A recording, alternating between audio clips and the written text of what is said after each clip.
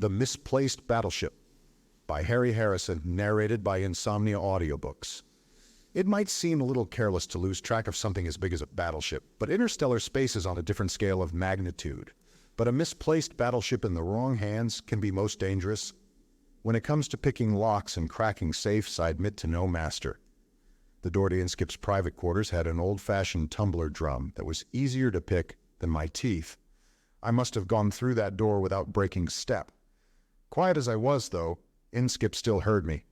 The light came on, and there he was, sitting up in bed, pointing a .75 caliber recoilless at my sternum. "You should have more brains than that, diGriz," he snarled. "Creeping into my room at night, you could have been shot." "No, I couldn't," I told him as he stowed the cannon back under his pillow. "A man with a curiosity bump as big as yours will always talk first and shoot later. And besides, none of this pussyfooting around in the dark would be necessary if your screen was open and I could have got a call through." Inskip yawned and poured himself a glass of water from the dispenser unit above the bed. "Just because I head the Special Corps doesn't mean that I am the Special Corps," he said moistly while he drained the glass. "I have to sleep sometime. My screen is open only for emergency calls, not for every agent who needs his hand held." "Meaning I am in the hand-holding category?" I asked with as much sweetness as I could. "Put yourself in any category you please," he grumbled as he slumped down in the bed. "And also put yourself out into the hall and see me tomorrow during working hours." He was at my mercy, really. He wanted sleep so much, and he was going to be wide awake so very soon. "Do you know what this is?" I asked him, poking a large, glossy pick under his long, broken nose. One eye opened slowly. "Big warship of some kind. Looks like Empire lines." "Now for the last time, go away," he said.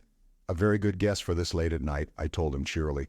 "It is a late Empire battleship of the Warlord class, undoubtedly one of the most truly efficient engines of destruction ever manufactured, over a half-mile of defensive screens and armament that could probably turn any fleet existent today into fine radioactive ash.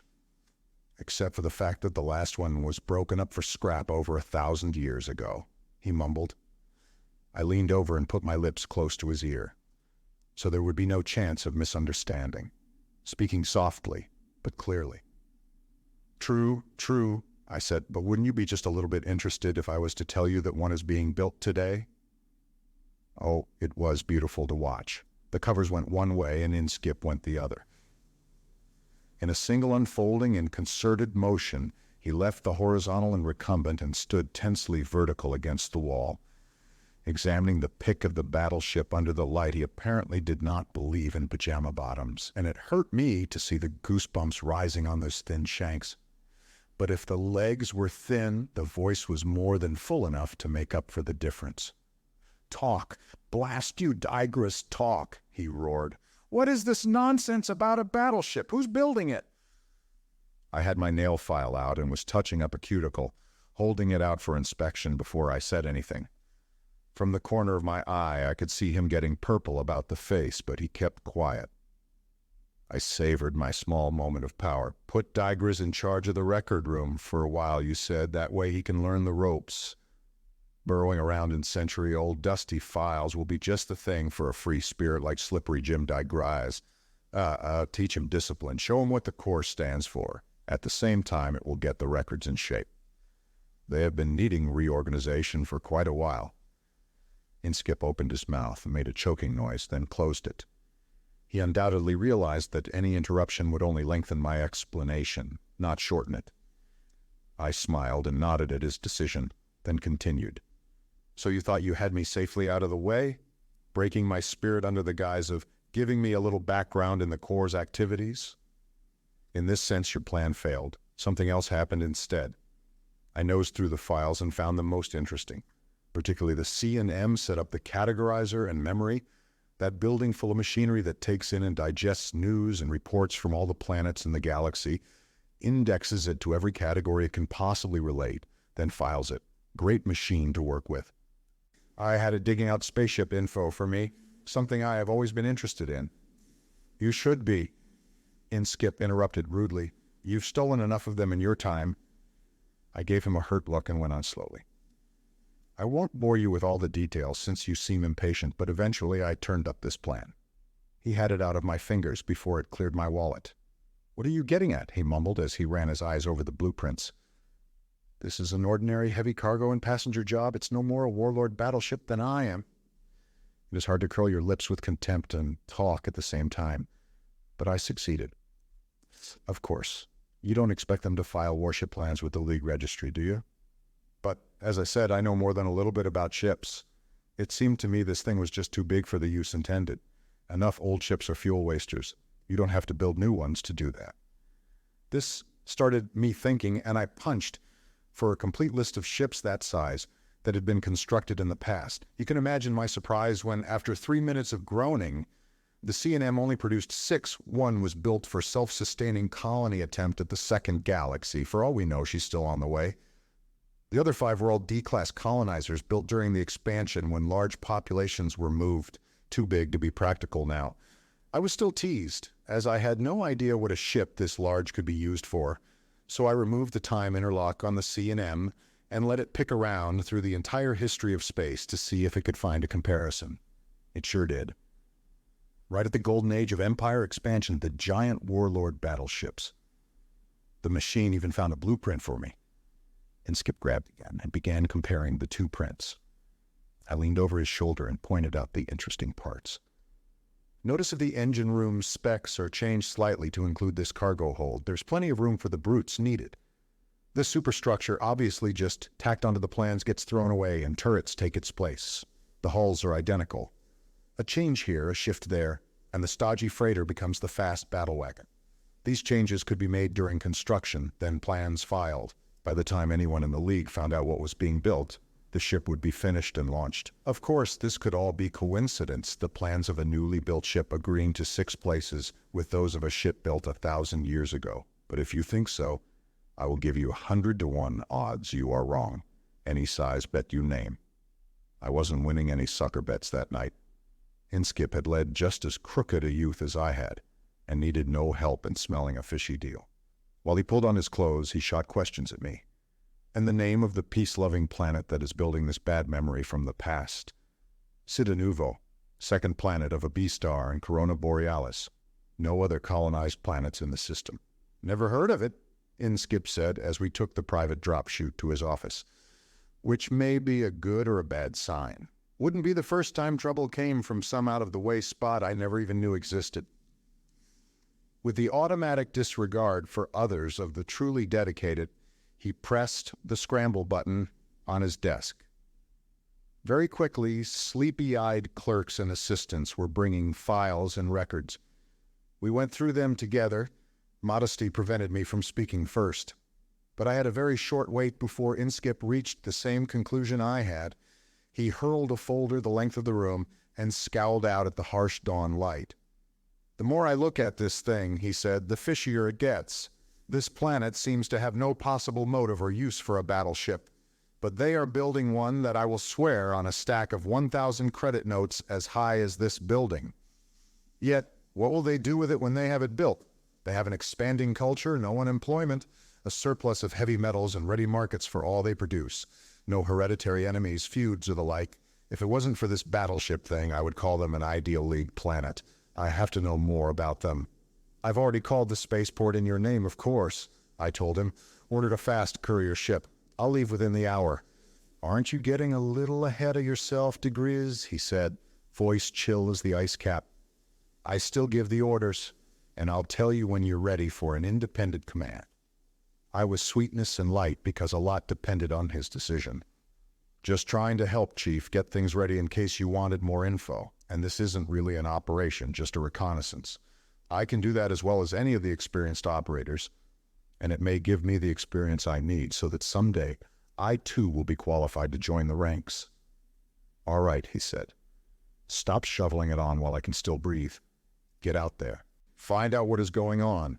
Then get back. Nothing else, and that's an order." By the way he said it, I knew he thought there was little chance of its happening that way. Since my forced induction into the Corps 6 months earlier, I had been stuck on this super-secret planetoid that was its headquarters and main base. I had very little sitting down patience anyway, and it had been long since exhausted. It had been interesting at first, particularly since up until the time I was drafted into the Special Corps, I wasn't even certain it really existed. It was too much like a con man's nightmare to be real. A secret worry. After a few happy years of successful crime, you begin to wonder how long it will last. Planetary police are all pushovers, and you start to feel you can go on forever if they are your only competition. What about the League, though? Don't they take any interest in crime? Just about that time, you hear your first rumor of the Special Corps, and it fits the bad dreams. A shadowy, powerful group that slips silently between the stars, ready to bring the interstellar lawbreaker low. Sounds like TV drama stuff. I had been quite surprised to find they really existed. I was even more surprised when I joined them. Of course, there was a little pressure at the time. I had the alternative choice of instant death, but I still think it was a wise move. Under the motto, set a thief to catch one, and the Corps supposedly made good use of men like myself to get rid of the more antisocial types that infest the universe. This was still all hearsay to me. I'd been pulled into headquarters and given routine administration work for training. 6 months of this had me slightly gaga, and I wanted out. Since no one seemed to be in a hurry to give me an assignment, I had found one for myself. I had no idea of what would come if it, but I also had no intention of returning until the job was done. A quick stop at supply and record sections gave me everything I needed. The sun was barely clear of the horizon when the silver needle of my ship lifted in the gray field, then blasted into space. The trip took only a few days, more than enough time to memorize everything I needed to know about Citanuvo. And the more I knew, the less I could understand their need for a battleship. It didn't fit. Citanuvo was a secondary settlement out of the Cellini system, and I had run into these settlements before. They were all united in a loose alliance and bickered a lot among themselves, but never came to blows. If anything, they shared a universal abhorrence of war. Yet they were secretly building a battleship. Since I was only chasing my tail with this line of thought, I put it out of my mind and worked on some 3D chess problems. This filled the time until Citanuvo blinked into the bow screen. One of my most effective mottos has always been, secrecy can be an obviosity, what the magicians call misdirection. Let people very obviously see what you want them to see. Then they'll never notice what is hidden. This was why I landed at midday on the largest field on the planet after a very showy approach. I was already dressed for my role and out of the ship before the landing braces stopped vibrating. Buckling the fur cape around my shoulders with the platinum clasp, I stamped down the ramp. The sturdy little M3 robot rumbled after me with my bags. Heading directly towards the main gate, I ignored the scurry of activity around the customs building. Only when a uniformed underofficial of some kind ran over to me did I give the field any attention. Before he could talk, I did. Foot in the door and stay on top. Beautiful planet you have here. Delightful climate. Ideal spot for a country home. Friendly people, always willing to help strangers and all that, I imagine. That's what I like. Makes me feel grateful. Very pleased to meet you. I am the Grand Duke Sant'Angelo. I shook his hand enthusiastically at this point and let a 100 credit note slip into his palm. Now, I added, I wonder if you would ask the customs agents to look at my bags here. Don't want to waste time, do we? The ship is open. They can check that whenever they please. My manner, clothes, jewelry, the easy way I passed money around, and the luxurious sheen of my bags could mean only one thing. There was little that was worth smuggling into or out of Citanuvo. Certainly nothing a rich man would be interested in. The official murmured something with a smile, spoke a few words into his phone, and the job was done. A small wave of custom men hung stickers on my luggage, peeked into one or two for conformity's sake, and waved me through. I shook hands all around, a rustling handclasp, of course, then was on my way. A cab was summoned. A hotel suggested. I nodded agreement and settled back while the robot loaded the bags about me. The ship was completely clean. Everything I might need for the job was in my luggage. Some of it quite lethal and explosive, and very embarrassing if it was discovered in my bags. In the safety of my hotel suite, I made a change of clothes and personality after the robot had checked the rooms for bugs. And very nice gadgets too, these core robots. It looked and acted like a moron M3 all the time. It was anything but. The brain was as good as any other robot brain I have known, plus the fact that the chunky body was crammed with devices and machines of varying use. It chugged slowly around the room, moving my bags and laying out my kit, and all the time following a careful route that covered every inch of the suite. When it had finished, it stopped and called the all clear. All rooms checked, results negative except for one optic bug in that wall. Should you be pointing like that? I asked the robot. Might make people suspicious, you know. Impossible, the robot said with mechanical surety. I brushed against it, and it is now unserviceable. With this assurance, I pulled off my flashy clothes and slipped into the midnight black dress uniform of an admiral in the League Grand Fleet. It came complete with decorations, gold bullion, and all the necessary documents. I thought it a little showy myself, but it was just the thing to make the right impression on Citanuvo. Like many other planets, this one was uniform conscious. Delivery boys, street cleaners, clerks all had to have characteristic uniforms, much prestige attached to them, and my black dress outfit should rate as high as any uniform in the galaxy. A long cloak would conceal the uniform while I left the hotel, but the gold-encrusted helmet and a briefcase of papers were a problem. I had never explored all the possibilities of the pseudo-M3 robot. Perhaps it could be of help. "You there, short and chunky?" I called. "Do you have any concealed compartments or drawers built into your steel hide? If so, let's see." For a second, I thought the robot had exploded. The thing had more drawers in it than a battery of cash registers. Big, small, flat, thin, they shot out on all sides. One held a gun and two more were stuffed with grenades, the rest were empty. I put the hat in one, the briefcase in another, and snapped my fingers. The drawers slid shut and its metal hide was as smooth as ever. I pulled on a fancy sports cap, buckled the cape up tight, and was ready to go. The luggage was all booby-trapped and could defend itself. Guns, gas, poison needles, the usual sort of thing. In the last resort, it would blow itself up. The M3 went down by a freight elevator. I used a backstairs and we met in the street. Since it was still daylight, I didn't take a heli, but rented a ground car instead. We had a leisurely drive out into the country and reached President Ferraro's house after dark. As befitted the top official of a rich planet, the place was a mansion, but the security precautions were ludicrous to say the least. I took myself and a 350-kilo robot through the guards and alarms without causing the slightest stir.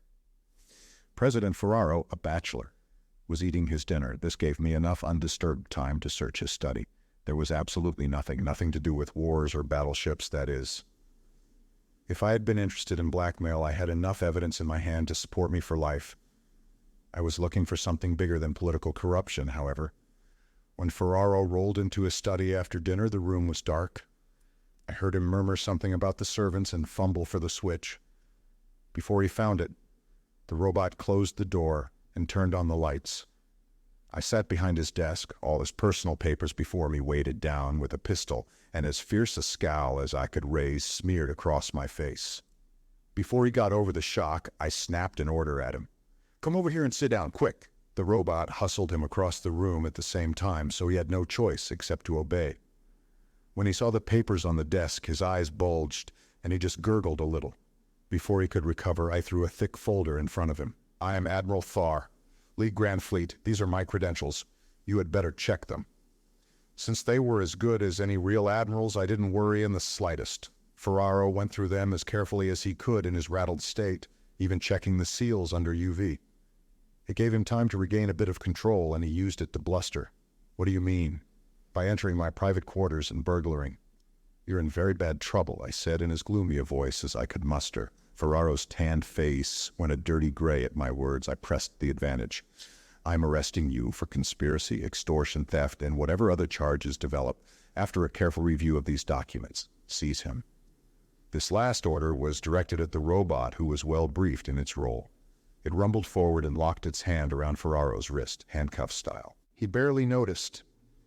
"I can explain," he said desperately. "Everything can be explained.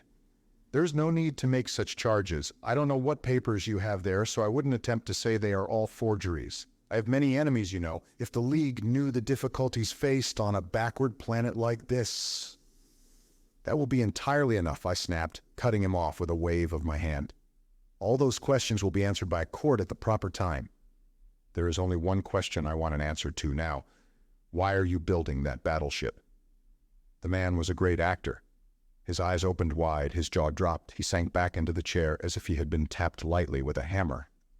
When he managed to speak, the words were completely unnecessary. He had already registered every evidence of injured innocence. "What battleship?" he gasped. the Warlord-class battleship that is being built at the Cenerentola space yards. Disguised behind these blueprints. I threw them across the desk to him and pointed to one corner. Those are your initials there, authorizing construction. Ferraro still had the baffled act going as he fumbled with the papers, examined the initials and such. I gave him plenty of time. He finally put them down, shaking his head. I know nothing about any battleship. These are the plans for a new cargo liner. Those are my initials. I recall putting them there. I phrased my question carefully, as I had him right where I wanted him now. You deny any knowledge of the Warlord battleship that is being built from these modified plans. These are the plans for an ordinary passenger freighter. That is all I know. His words had the simple innocence of a young child's. Was he ever caught? He sat back with a relaxed sigh and lit a cigar. Wouldn't you be interested in knowing something about that robot who is holding you? I said. He looked down as if aware for the first time that the robot had been holding him by the wrist during the interview.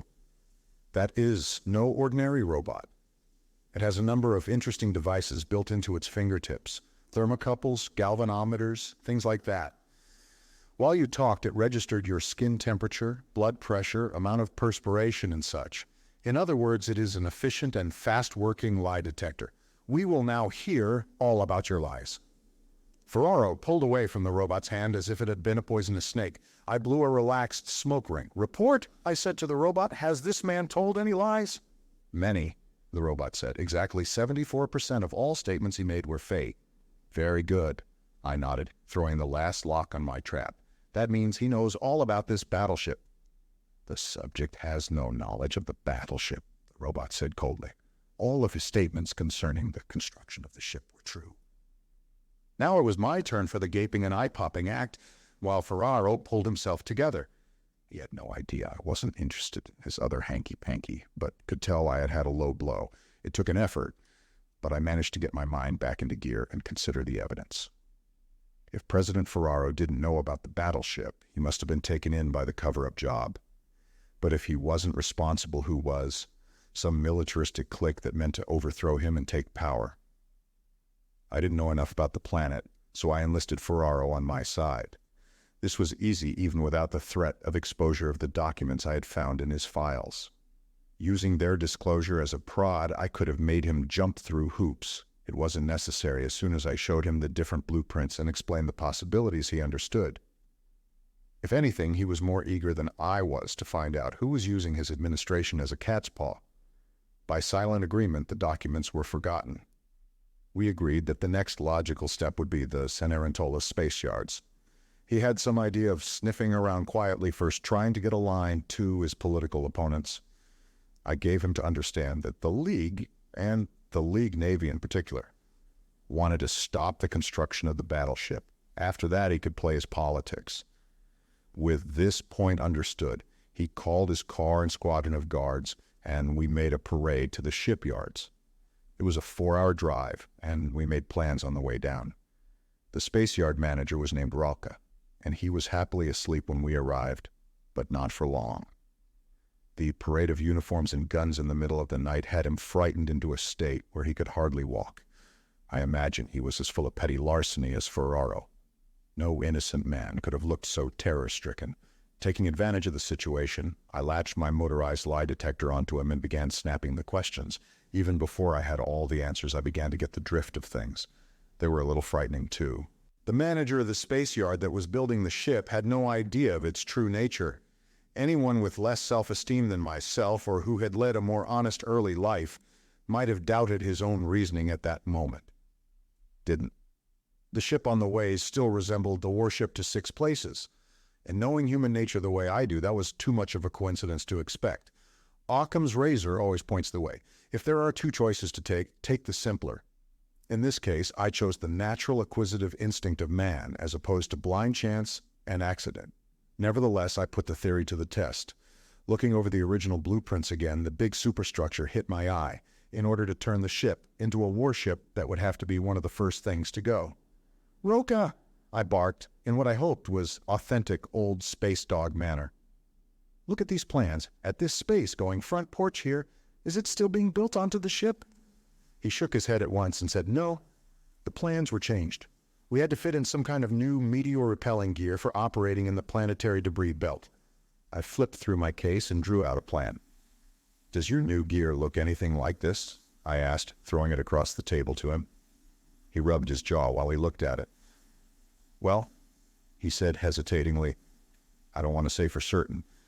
After all, these details aren't in my department. I'm just responsible for final assembly, not unit work. But this surely looks like the thing they installed. Big thing, lots of power leads." It was a battleship, all right, no doubt of that now. I was mentally reaching around to pat myself on the back when the meaning of his words sank in. "Installed," I shouted. "Did you say installed?" Roca collapsed away from my roar and gnawed his nails. "Yes," he said. "Not too long ago, I remember there was some trouble." "And what else?" I interrupted him. Cold moisture was beginning to collect along my spine now. "The drives, controls, are they in too?" "Why, yes," he said. "How did you know? The normal scheduling was changed around, causing a great deal of unnecessary trouble." The cold sweat was now a running river of fear. I was beginning to have the feeling that I'd been missing the boat all along the line. The original estimated date of completion was nearly a year away. But there was no real reason why that couldn't be changed too. "Cars! Guns!" I bellowed. "To the space yard. If that ship is anywhere near completion, we are in big, big trouble." All the board guards had a great time with the sirens, lights, accelerators on the floor, and that sort of thing. We blasted a screaming hole through the night right to the space yard and through the gate. It didn't make any difference. We were still too late. A uniformed watchman frantically waved to us, and the whole convoy jerked to a stop. The ship was gone. Roca couldn't believe it. Neither could the president. They wandered up and down the empty ways where it had been built. I just crunched down in the back of the car, chewing my cigar to pieces and cursing myself for being a fool. I had missed the obvious fact, being carried away by the thought of a planetary government building a warship. The government was involved for sure, but only as a pawn. No little planet-bound political mind could have dreamed up as big a scheme as this. I smelled a rat, a stainless steel one, someone who operated the way I had done before my conversion. Now that the rodent was well out of the bag, I knew just where to look, and had a pretty good idea of what I would find. Roca, the space yard manager, had staggered back and was pulling at his hair, cursing and crying at the same time. President Ferrara had his gun out and was staring at it grimly. It was hard to tell if he was thinking of murder or suicide. I didn't care which. All he had to worry about was the next election, when the voters and the political competition would carve him up for losing the ship. My troubles were a little bigger. I had to find the battleship before it blasted its way across the galaxy. "Roca," I shouted, "get into the car. I want to see your records, all of your records, and I want to see them right now." He climbed wearily in and had directed the driver before he fully realized what was happening. Blinking at the sickly light of dawn brought him slowly back to reality. "But Admiral, the hour, everyone will be asleep." I just growled, but it was enough. Roca caught the idea from my expression and grabbed the car phone. The office doors were open when we got there. Normally I curse the paper tangles of bureaucracy, but this was one time when I blessed them all. These people had it down to a fine science. Not a rivet fell, but that its fall was noted in quintuplicate, and later followed up with a memo, rivet wastage, query. The facts I needed were all neatly tucked away in their paper catacombs. All I had to do was sniff them out. I didn't try to look for first causes. This would have taken too long. Instead, I concentrated my attention on the recent modifications, like the gun turret, that would quickly give me a trail to the guilty parties. Once the clerks understood what I had in mind, they hurled themselves into their work, urged on by the fires of patriotism and the burning voices of their superiors. All I had to do was suggest a line of search, and the relevant documents would begin appearing at once. Bit by bit, a pattern started to emerge, a delicate webwork of forgery, bribery, chicanery, and falsehood. It could only have been conceived by a mind as brilliantly crooked as my own. I chewed my lip with jealousy. Like all great ideas, this one was basically simple. A party or parties unknown had neatly warped the ship construction program to their own ends. Undoubtedly, they had started the program for the giant transport that would have to be checked later. And once the program was underway, it had been guided with a skill that bordered on genius. Orders were originated in many places, passed on, changed, and shuffled. I painfully traced each one to its source. Many times the source was a forgery. Some changes seemed to be unexplainable until I noticed the officers in question had a temporary secretary while their normal assistants were ill. All the girls had food poisoning, a regular epidemic it seemed. Each of them in turn had been replaced by the same girl. She stayed just long enough in each position to see that the battleship plan moved forward one more notch. This girl was obviously the assistant to the mastermind who originated the scheme. He sat in the center of the plot, like a spider on its web, pulling the strings that set things into motion. My first thought that a gang was involved proved wrong. All my secondary suspects turned out to be simple forgeries, not individuals. In the few cases where forgery wasn't adequate, my mysterious ex had apparently hired himself to do the job. Each himself had the permanent job of assistant engineering designer. One by one, the untangled threads ran to this office. He also had a secretary whose illnesses coincided with her employment in other offices. When I straightened up from my desk, the ache in my back stabbed like a hot wire. I swallowed a painkiller and looked around at my drooping, sack-eyed assistants who had shared the sleepless 72-hour task.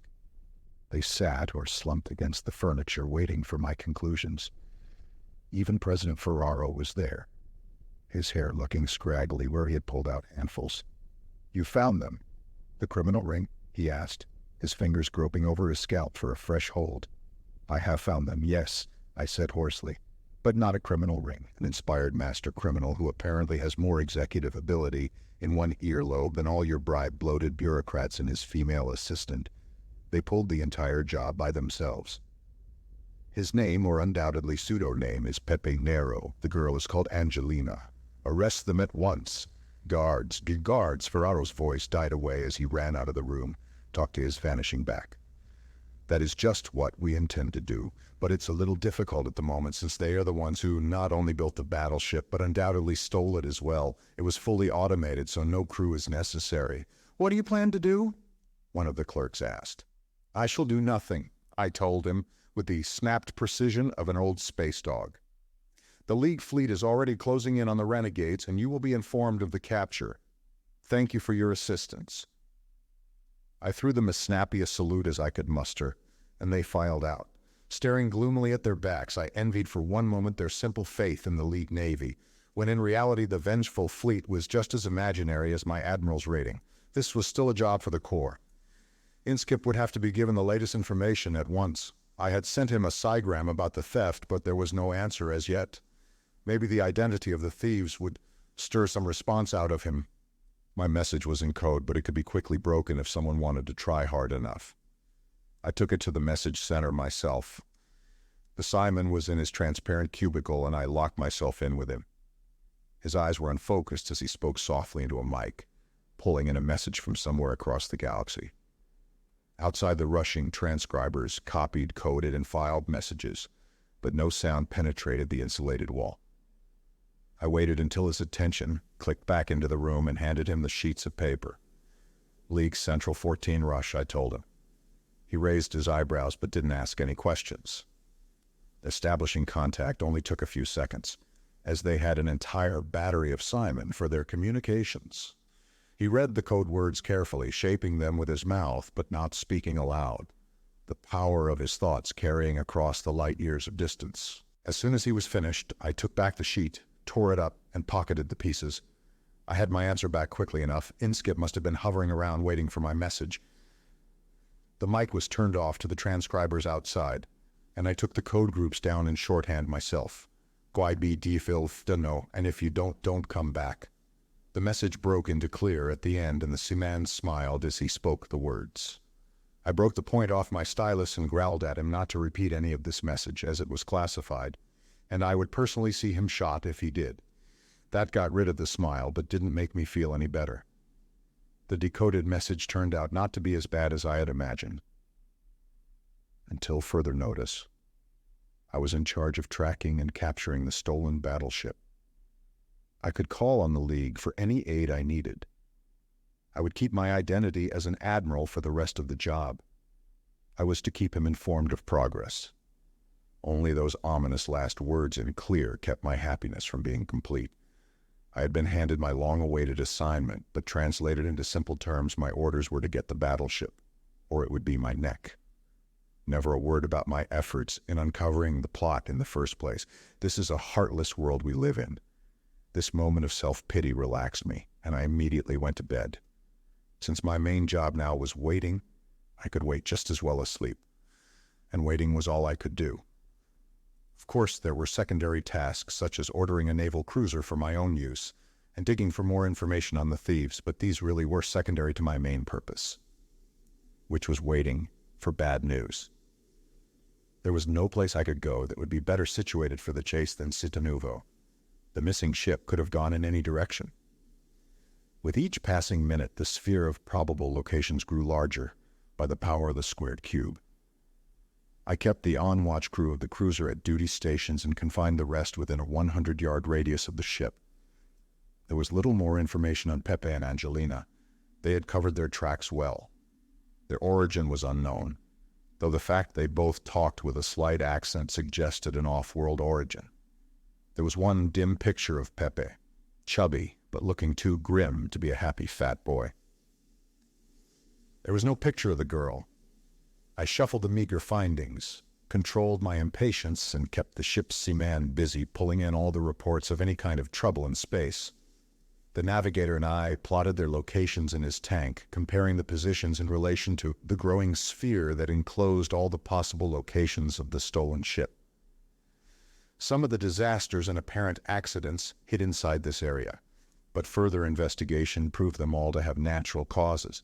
I had left standing orders that all reports falling inside the danger area were to be brought to me at any time. The messenger woke me from a deep sleep, turning on the light and handing me the slip of paper.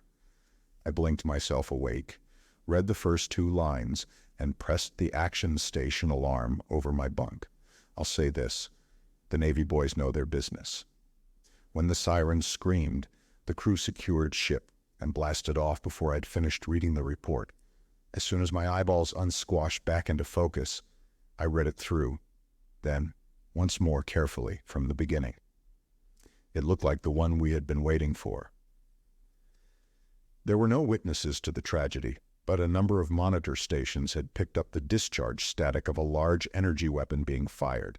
Triangulation had led investigators to the spot where they found a freighter, Agut's Dream, with a hole punched through it as big as a railroad tunnel. The freighter's cargo of plutonium was gone.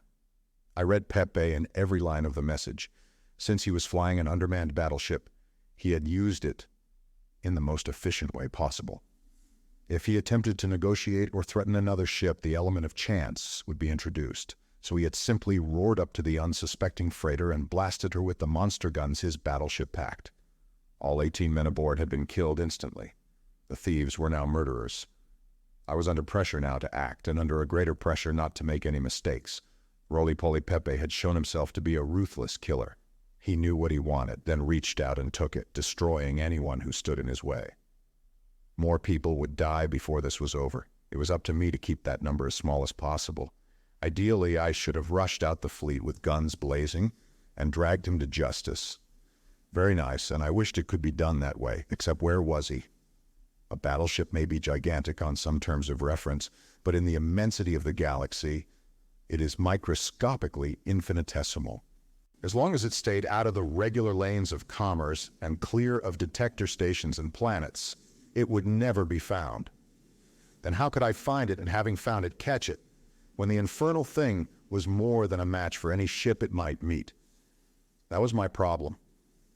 It had kept me awake nights and talking to myself days, since there was no easy answer. I had to construct a solution, slowly and carefully. Since I couldn't be sure where Pepe was going to be next, I had to make him go where I wanted him to. There were some things in my favor. The most important was the fact I had forced him to make his play before he was absolutely ready. It wasn't chance that he had left the same day I arrived on Citanuvo. Any plan as elaborate as his certainly included warning of approaching danger. The drive on the battleship, as well as controls and primary armament, had been installed weeks before I showed up. Much of the subsidiary work remained to be done when the ship had left. One witness of the theft had graphically described the power lines and cables dangling from the ship's locks when she lifted. My arrival had forced Pepe off balance. Now I had to keep pushing until he fell. This meant that I had to think as he did, fall into his plan, think ahead, then trap him. Set a thief to catch a thief. A great theory, only I felt uncomfortably on the spot when I tried to put it into practice. A drink helped, as did a cigar. Puffing on it, staring at the smooth bulkhead, relaxed me a bit. After all, there aren't that many things you can do with a battleship. You can't run a big con, blow safes, or make Bermudex with it. It is hell on jets for space piracy, but that's about all. Great, but why a battleship? I was talking to myself, normally a bad sign, but right now I didn't care. The mood of space piracy had seized me, and I had been going along fine until this glaring inconsistency jumped out and hit me square in the eye. Why a battleship? Why all the trouble and years of work to get a ship that two people could just barely manage? With a tenth of the effort, Pepe could have had a cruiser that would have suited his purposes just as well, just as good for space piracy, that is, but not for his purposes. He had wanted a battleship, and he had gotten himself a battleship, which meant he had more in mind than simple piracy. What? It was obvious that Pepe was a monomaniac, an egomaniac, and as psychotic as a shorted computer. Someday the mystery of how he had slipped through the screen of official testing would have to be investigated. That wasn't my concern now. He still had to be caught. A plan was beginning to take shape in my head, but I didn't rush it. First, I had to be sure that I knew him well. Any man that can con an entire world into building a battleship for him, then steal it from them, is not going to stop there. The ship would need a crew, a base for refueling, and a mission. Fuel had been taken care of first. The gutted hull of Aghat's Dream was silent witness to that. There were countless planets that could be used as a base. Getting a crew would be more difficult in these peaceful times, although I could think of a few answers to that one, too. Raid the mental hospitals and jails. Do that often enough, and you would have a crew that would make any pirate chief proud. Though piracy was, of course, too mean an ambition to ascribe to this boy. Did he want to rule a whole planet, or maybe an entire system, or more? I shuddered a bit as the thought hit me. Was there really anything that could stop a plan like this once it got rolling? During the Kingly Wars, any number of types with a couple of ships and less brains than Pepe had set up just this kind of empire. They were all pulled down in the end since their success depended on one-man rule. But the price that had to be paid first. This was the plan, and I felt in my bones that I was right. I might be wrong on some of the minor details. They weren't important. I knew the general outline of the idea. Just as when I bumped into a mark, I knew how much he could be taken for and just how to do it. There are natural laws in crime, as in every other field of human endeavor. I knew this was it. Get the communications officer in here at once, I shouted at the intercom. Also, a couple of clerks with transcribers, and fast, this is a matter of life or death. This last had a hollow ring, and I realized my enthusiasm had carried me out of character. I buttoned my collar, straightened my ribbons, and squared my shoulders. By the time they knocked on the door, I was all admiral again. Acting on my orders, the ship dropped out of warp drive so our Simon could get through to the other operators. Captain Steng grumbled as we floated there with the engines silent, wasting precious days. While half his crew was involved in getting out what appeared to be insane instructions, my plan was beyond his understanding. Which is, of course, why he's a captain and I'm an admiral, even a temporary one. Following my orders, the navigator again constructed a sphere of speculation in his tank. The surface of the sphere contacted all the star systems a day's flight ahead of the maximum flight of the stolen battleship. There weren't too many of these at first, and the Simon could handle them all, calling each in turn and sending by news releases to the naval public relations officers there. As the sphere kept growing, he started to drop behind, steadily losing ground. By this time I had a general release prepared, along with directions for use and follow-up, which he sent to Central 14. The battery of Simon there contacted the individual planets, and all we had to do was keep adding to the list of planets. The release and follow-ups all harped on one theme. I expanded on it, waxed enthusiastic, condemned it, and worked it into an interview. I wrote as many variations as I could, so it could be slipped into as many different formats as possible. In one form or another, I wanted the basic information in every magazine, newspaper, and journal inside that expanding sphere. What in the devil does this nonsense mean? Captain Steng asked peevishly.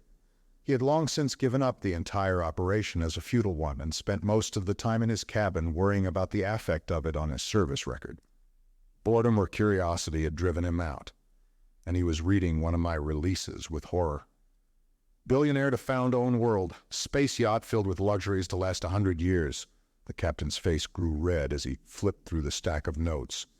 What connection does this tripe have with catching those murderers? When we were alone, he was anything but courteous to me, having assured himself by not too subtle questioning that I was a spurious admiral. There was no doubt I was still in charge, but our relationship was anything but formal. This tripe and nonsense, I told him, is the bait that will snag our fish, a trap for Pepe and his partner in crime. Who is this mysterious billionaire? Me, I said. I've always wanted to be rich. But this ship, the space yacht, where is it? Being built now in the naval shipyard at Udridi. We're almost ready to go there now, soon as this batch of instructions goes out. Captain Stang dropped the releases onto the table, then carefully wiped his hands off to remove any possible infection. He was trying to be fair and considerate of my views, and not succeeding in the slightest. It doesn't make sense, he growled. How can you be sure this killer will ever read one of these things? And if he does, why should he be interested? It looks to me as if you are wasting time while he slips through your fingers. The alarm should be out and every ship notified. The Navy alerted and patrols set on all space lanes, which he could easily avoid by going around, or better yet, not even bother about, since he can lick any ship we have. That's not the answer, I told him. This Pepe is smart and as tricky as a fixed gambling machine. That's his strength and his weakness as well. Characters like that never think it possible for someone else to outthink them, which is what I'm going to do. Modest, aren't you? Stang said. I try not to be, I told him. False modesty is the refuge of the incompetent. I'm going to catch this thug and I'll tell you how I'll do it. He's going to hit again soon, and wherever he hits there will be some kind of a periodical with my plan in it. Whatever else he is after, he is going to take all of the magazines and papers he can find, partly to satisfy his own ego, but mostly to keep track of the things he is interested in, such as ship sailings. You're just guessing you don't know all this. His automatic assumption of my incompetence was beginning to get me annoyed. I bridled my temper and tried one last time. Yes, I'm guessing an informed guess, but I do know some facts as well. Ogget's dream was cleaned out of all reading matter. That was one of the first things I checked. We can't stop the battleship from attacking again, but we can see to it that the time after that she sails into a trap. I don't know, the captain said. It sounds to me like. I never heard what it sounded like, which is all right since he was getting under my skin and might have been tempted to pull my pseudo-rank. The alarm sirens cut his sentence off and we foot-raced to the communications room. Captain Stang won by a nose. It was his ship and he knew all the shortcuts. The Simon was holding out a transcription, but he summed it up in one sentence. He looked at me while he talked and his face was hard and cold. They hit again, knocked out a Navy supply satellite, 34 men dead. If your plan doesn't work, Admiral, the captain whispered hoarsely in my ear, I'll personally see that you're flayed alive. If my plan doesn't work, Captain, there won't be enough of my skin left to pick up with a tweezer. Now, if you please, I'd like to get to Udridi and pick up my ship as soon as possible. The easygoing hatred and contempt of all my associates had annoyed me, thrown me off balance. I was thinking with anger now, not with logic. Forcing a bit of control, I ordered my thoughts, checking off a mental list. Belay that last command, I shouted, getting back into my old space dog mood. Get a call through first and find out if any of our plants were picked up during the raid. While the Simon unfocused his eyes and mumbled under his breath, I raffled some papers, relaxed and cool. The ratings and officers waited tensely and made some slight attempt to conceal their hatred of me. It took about 10 minutes to get an answer. Affirmative, the Simon said. A store ship docked there 20 hours before the attack. Among other things, it left newspapers containing the article. Very good, I said calmly. Send a general order to suspend all future activity with the planted releases. Send it by Simon only. No mention on any other naval signaling equipment. There's a good chance now it might be overheard. I strolled out slowly, in command of the situation, keeping my face turned away so they couldn't see the cold sweat. It was a fast run to Udridi, where my billionaire's yacht, the El Dorado, was waiting. The dockyard commander showed me the ship, and made a noble effort to control his curiosity. I took a sadistic revenge on the Navy by not telling him a word about my mission. After checking out the controls and special apparatus with the technicians, I cleared the ship. There was a tape in the automatic navigator that would put me on the course mentioned in all the articles. Just a press of a button, and I would be on my way. I pressed the button. It was a beautiful ship, and the dockyard had been lavish with their attention to detail. From bow to rear tubes, she was plated in pure gold. There are other metals with a higher albedo, but none that give a richer effect. All the fittings inside and out were either machine-turned or plated. All this work could not have been done in the time allotted. The Navy must have adapted a luxury yacht to my needs. Everything was ready. Either Pepe would make his move, or I would sail on to my billionaire's paradise planet. If that happened, it would be best if I stayed there. Now that I was in space, past the point of no return, all the doubts that I had dismissed fought for attention. The plan that had seemed so clear and logical now began to look like a patched and crazy makeshift. "Hold on there, sailor," I said to myself, using my best admiral's voice. "Nothing has changed. It's still the best and only plan possible under the circumstances." Was it? Could I be sure that Pepe, flying his mountain of a ship and eating Navy rations, would be interested in some of the comforts and luxuries of life? Or if the luxuries didn't catch his eye, would he be interested in the planetary homesteading gear? I had loaded the cards with all the things he might want, and planted the information where he could get it. He had the bait now, but would he grab the hook? I couldn't tell, and I could work myself into a neurotic state if I kept running through the worry cycle. It took an effort to concentrate on anything else, but it had to be made. The next 4 days passed very slowly. When the alarm blew off, all I felt was an intense sensation of relief. I might be dead and blasted to dust in the next few minutes, but that didn't seem to make much difference. Pepe had swallowed the bait. There was only one ship in the galaxy that could knock back a blip that big at such a distance. It was closing fast, using the raw energy of the battleship engines for a headlong approach. My ship bucked a bit as the tug beams locked on at maximum distance. The radio bleeped at me for attention at the same time. I waited as long as I dared, then flipped it on. The voice boomed out that you are under the guns of a warship. Don't attempt to run, signal, take evasive action, or in any other way. Who are you, and what the devil do you want? I spluttered into the mic. I had my scanner on so they could see me, but my own screen stayed dark. They weren't sending any picture. In a way, it made my act easier. I just played to an unseen audience. They could see the rich cut of my clothes, the luxurious cabin behind me. Of course, they couldn't see my hands. "It doesn't matter who we are," the radio boomed again. "Just obey orders if you care to live. Stay away from the controls until we have tied on, then do exactly as I say." There were 2 distant clangs as magnetic grapples hit the hull. A little later, the ship lurched, drawn home against the battleship. I let my eyes roll in fear, looking around for a way to escape and taking a peek at the outside scanners. The yacht was flush against the space-filling bulk of the other ship. I pressed the button that sent the torch-wielding robot on his way. "Now let me tell you something," I snapped into the mic, wiping away the worried billionaire expression. "First, I'll repeat your own warning, obey orders if you want to live. I'll show you why." When I threw the big switch, a carefully worked-out sequence took place. First, of course, the hull was magnetized and the bombs fused. A light blinked as the scanner in the cabin turned off and the one in the generator room came on. I checked the monitor screen to make sure, then started into the spacesuit. It had to be done fast. At the same time, it was necessary to talk naturally. They must still think of me as sitting in the control room. "That's the ship's generators you're looking at," I said. 98% of their output is now feeding into coils that make an electromagnet of this ship's hull. You will find it very hard to separate us, and I would advise you not to try. The suit was on, and I kept the running chatter up through the mic in the helmet, relaying to the ship's transmitter. The scene in the monitor receiver changed. "You are now looking at a hydrogen bomb that is primed and aware of the magnetic field holding our ships together. It will, of course, go off if you try to pull away." I grabbed up the monitor receiver and ran towards the airlock. "This is a different bomb now," I said, keeping one eye on the screen and the other on the slowly opening outer door. "This one has receptors on the hull. Attempt to destroy any part of this ship, or even gain entry to it, and this one will detonate." I was in space now, leaping across to the gigantic wall of the other ship. What do you want? These were the first words Pepe had spoken since his first threats. I want to talk to you, arrange a deal.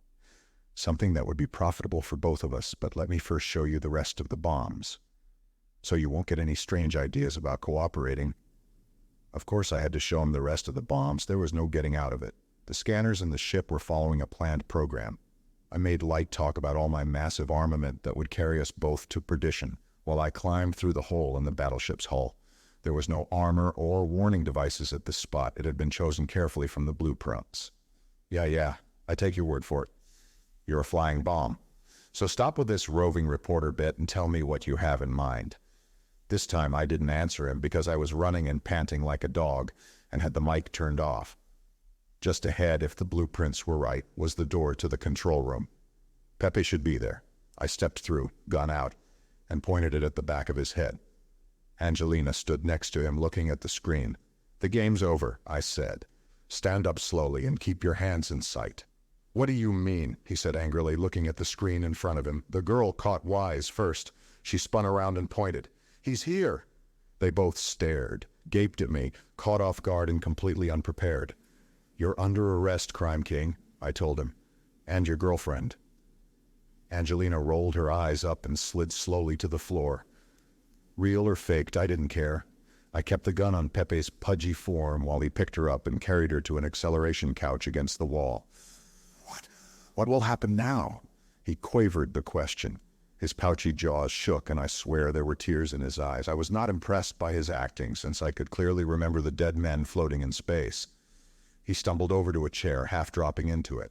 Will they do anything to me? Angelina asked. Her eyes were open now.